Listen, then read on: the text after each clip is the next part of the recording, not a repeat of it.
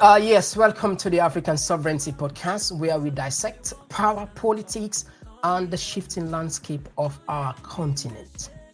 A coup has once again erupted in Benin Republic. Yes, adding yet another chapter to West Africa going coup belt, a region stretching from Guinea to Mali, Burkina Faso, Niger, and now returning to Kunu, Benin. And this comes at a critical moment, especially under the watchful eyes of the chairmanship of President Julius Maada, who boldly promised to make coups a thing of the past under his watch. But yet, the region continues to experience instability, exposing the limits of ECOWAS and its influence. And even the civilian oversight and a deep governance failures, the thing that keep feeding the military interventions in the democratic politics in our continent. But tonight, we break down what the latest power seizure in Benin means for ECOWAS, and of course, for Benin. The credibility of ECOWAS is in tatter. Could this be maybe what we'll say the last straw that breaks the camel's back? Let me bring you to speed here. West Africa, from the country of Benin, where a military coup is underway. Soldiers have appeared on national television saying that they have overthrown President Patrice Talon, seizing power of the country. We're also getting reports of gunfire near Talon's residence that's located in Benin's largest city of Cotonou. And the West African country is sandwiched between Togo and Nigeria. In January, 2 associates of the president were sentenced to 20 years in prison for plotting a coup last year. We will have more later on at this developing story. All right, look, let's face the reality. ECOWAS influence is weakening. This is just the hard reality. Its sanctions and mediation mechanisms are failing. Popular frustration with corruption, poverty, inequality, insecurity continues to feed military optimism. Now, despite strong rhetorics, the promise of ending coups, has not materialized. Now, if anything, the coup belt is just widening, and it's revealing an urgent need for a genuine reform, accountable leadership, and a new regional approach that addresses the root causes of this issue, driving soldiers back into politics.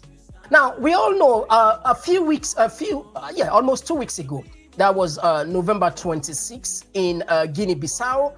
The military took power, but we also learned back then it was actually the then corrupt president, Sisiko, who organized that what Jonathan described as a ceremonial coup, and the current chairman went there. Let me just give you a flashback on this.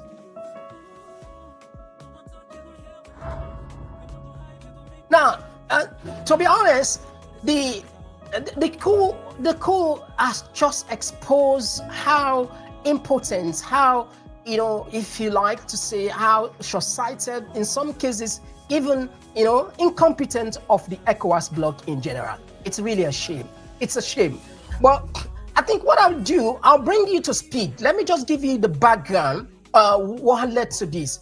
You see, President Talon has been in power since 2016. Yes. And he's due to step down after the presidential election. I think it was scheduled for April 2026. Now, his ruling coalition had nominated the finance minister, Wadagni, to replace him.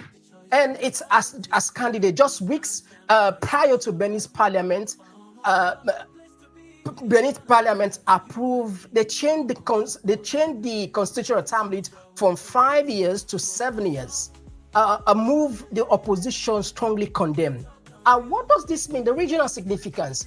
The attempts underscore intense pressure on democratic norms in West Africa, where leaders are manipulate institutions to extend power.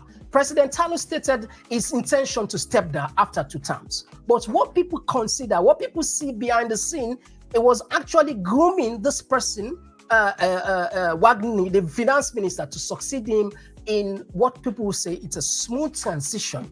And of course, the military guys sometimes they will look for this slightest opportunity to take advantage and then fill the gap. But, you know, we can't defend ECOWAS anymore. The relevance of this institution is long gone. It's high time they do the right thing. Either they abolish it or they do reform. If they don't reform, probably maybe in the next 2-3 years, the entire bloc will just crumble, and then we go back to square one. Anyway, I think this is just a short one for our people just to know what is going on. We shall be making another follow-up videos on these urgent crisis spreading across West Africa.